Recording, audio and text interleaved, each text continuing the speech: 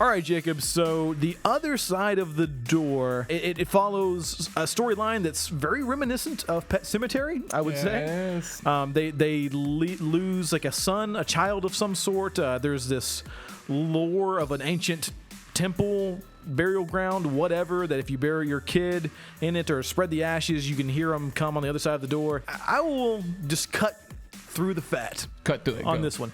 Whenever people give modern horror movies shit and say like modern horror movies suck, I feel like they're talking about movies like this. Oh man, I hated this movie. Well, guess what? We're gonna have an interesting conversation because I love this movie. Yeah, you're wrong, and that's okay. You're wrong. I like the setting of India because I think there is a rich history of like, you know, the different religion and the different gods, and they're the weird god of the dead or the doorkeeper of the dead, I guess is technically its title. I think it works when you're trying to do a weird Pet Sematary spinoff. Okay. There wasn't a lot of need of practical effects, but I thought the ones that they did do pretty good looking. Some of the acting, sure, a little flat, but overall I thought it had some good creepy moments. Is a lot of lore in India that we do not get much exposure to, which I thought it was cool to go down that path. I think the unfamiliar setting of India was cool because we don't get to see a lot of that. It was cool to get that new exposure. That being said, I didn't think it was heavy on jump scares. I didn't think there was really anything there that offered any kind of fright, be it jump or atmosphere or whatever. 20 minutes in, I'm looking at the time, just bored out of my mind. The pacing I thought was terrible. The first 20 minutes, you lay out so much stuff. I mean, a lot happens in that first 20 minutes. She's going from attempting suicide to her Indian housekeeper giving her this mission of burying her son's ashes on the steps of a temple in the middle of nowhere, which she drives, gets there in like a day, has no idea of how to get there. She just sort of wanders through the woods and she finds it. And then there's like 40 minutes of nothing. And then there's kind of a mediocre end to it all. I'm not gonna lie, man. It felt very similar to the first time I watched The Conjuring as far as how I felt about the pacing. It really did to me. I really like The Conjuring.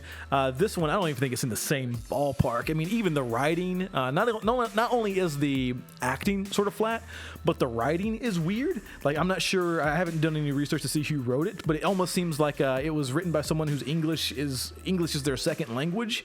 And I might be wrong there, but like there's like moments of like, you know, I cannot break free, and like weird like things like, you know, what you're saying isn't wrong for the context, but people don't speak that way, you know. I would not recommend this movie to anyone for any reason. I think that there is cool lore to be explored in India, and I would love to have a movie that took some of these ideas and really jumped into it and explained it a lot better than was done here. But I feel like we could have done so much more with that and less of the, you know, child back from the dead nonsense.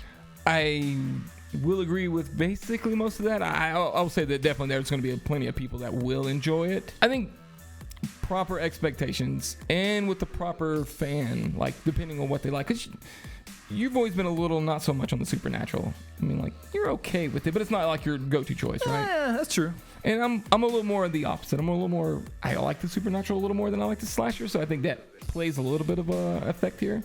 So I think if you're that kind of person, I think you can appreciate and find the fun in this. There's something about this movie was god awful, and I can't just keep saying it over and over. So I guess I'm done talking about it. I feel like we've seen worse that have been rated higher, so I think it just might not have been the right day for you.